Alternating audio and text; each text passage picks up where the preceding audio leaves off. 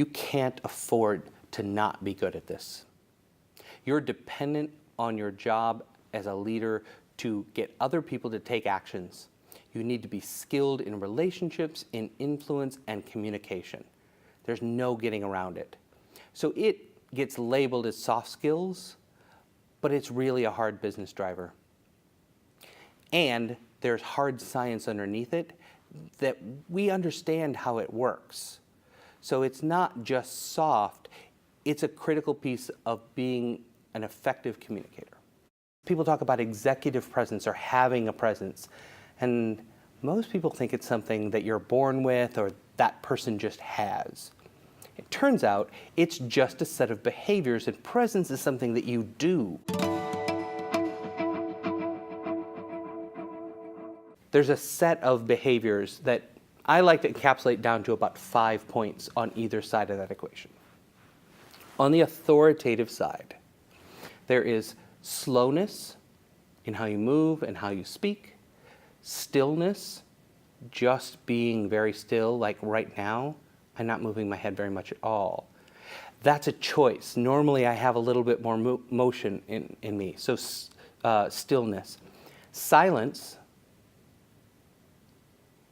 is very powerful, and if you can be comfortable in silence, then you can use that to be more authoritative. Symmetry has to do with, do I slant a little or does my head go off to the side? I would say this is a little less authoritative than what this is. And then space. What space do you own? And can I reach out and touch someone's shoulder or shake their hand and make that first move to invade their space? Those are all on the authoritative side. So on the other side with approachable, there are 5 F's. And that is filling space.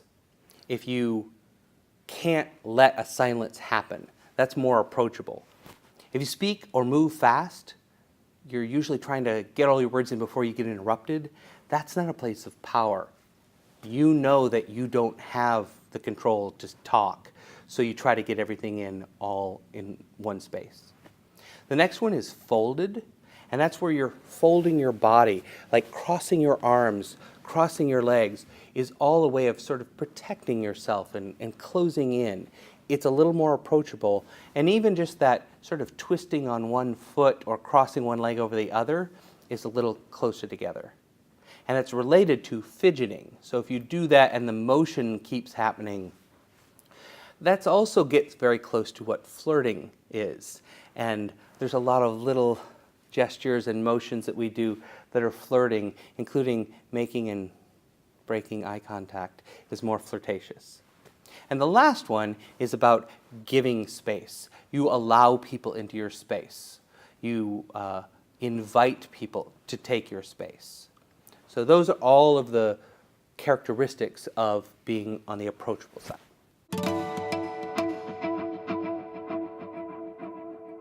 The first thing is awareness, and you have that if you're asking the question.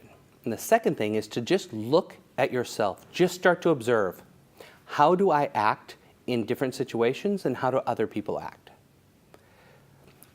Often I talk to students and they want some coaching because they're ready for a promotion. They want to move up into that partner position or into the next level. And I always tell them to observe and report on how do those people act, behave, verbally, non-verbally, because you need to act in that same way. And what got you to where you are isn't what will get you to the next stage, but you have a perfect opportunity to just observe. So that's the first place. And the second place is to try and make some change, any change, and practice it. Improvisational acting, or any acting class from community theater to a professional school, hones and works on these tools. They're also really fun to do. It's a fun place to play, and many people are afraid of going to do it. And those classes are some of the safest place in the world, because to do that work you have to create a really safe space for people to take some risks and try to show up in different ways than they normally are. So there are people are very skilled, and the groups that are there are very supportive. So in most cases, people come in a little afraid and leave just elated because it's so much fun. It starts with the fact that acting is not pretending. Most people think it is, and if you see actors that are not great in film and TV, they are the ones that are pretending. Acting is about finding a truthful place. So when you see a really good actor, you're seeing how would that person actually show up in that setting. So if it's a dangerous setting and scary things are happening, you're seeing that person react in the way they show up as a scared person. And when we see that, it's really believable because it's authentic. Authentic means in tune with the emotional state that you're actually in and not something separate. So an example of that would be, if I try to put on mad for you, I think this doesn't really look mad, right? It looks kind of cartoonish. It's like when you ask a small child to show me your mad face, it's not really mad. It's a mask that they're putting on. When you're really authentically mad, you show up in a way that it's clear you're communicating that emotion. That's what authentic is. Everyone can be authentically authoritative or authentically approachable anywhere along this range. They will do it slightly differently. My authentic authority, my authentic powerful is different than yours, which is different than everyone else that is out there. But it's truthful, and if it's truthful, then we believe it, and it's really part of you. So acting is not about putting on the mask or the costume or the character. It's about finding the truthful place and bringing that out.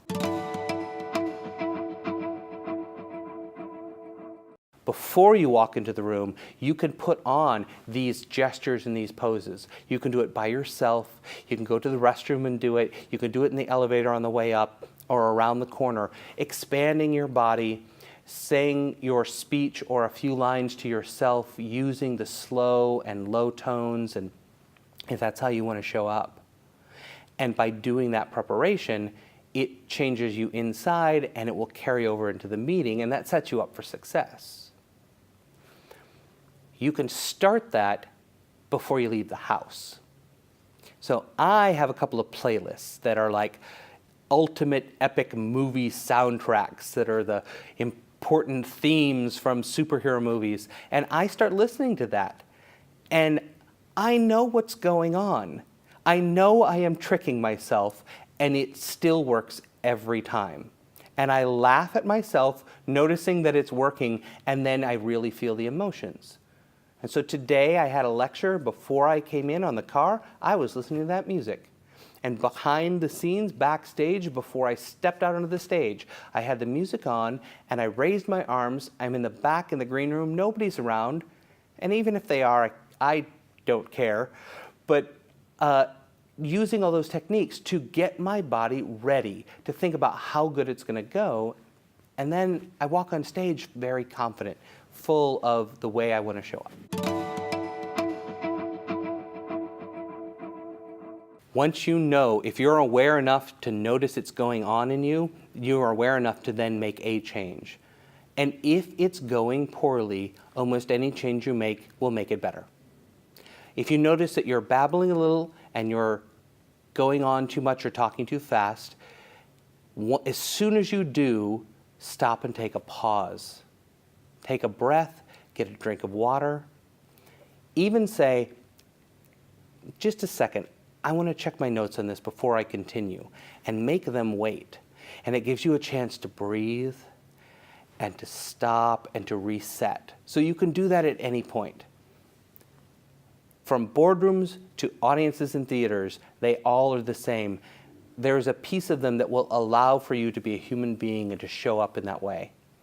And even in an aggressive negotiation meeting with someone, they'll allow for you to show up and stop and pause and recover. It will not stop the meeting. It feels that way sometimes, but I think you can always stop and reset. If I just start smiling a little more, you're going to start smiling. And we're going to start mirroring back and forth. And if I stop doing it, it will pull you a little that way. You can watch in any room the wave of crossed legs and uncrossed legs happen as we all get in sync and resonance. So we are always reacting to each other. And the reality is we're all improvising our days. That's why it's also a really useful tool, because nobody gets up and gets a script. Well, actors do, but nobody gets a script for their day. We are all making it up all the time. We are all reacting to everything that's going on. I think what we're talking about in the work that I do is being more aware of it, being more comfortable to make more choices, reading the room and making choices about how we want to react when it's important, when it's meaningful, and when we want to do it in service of others.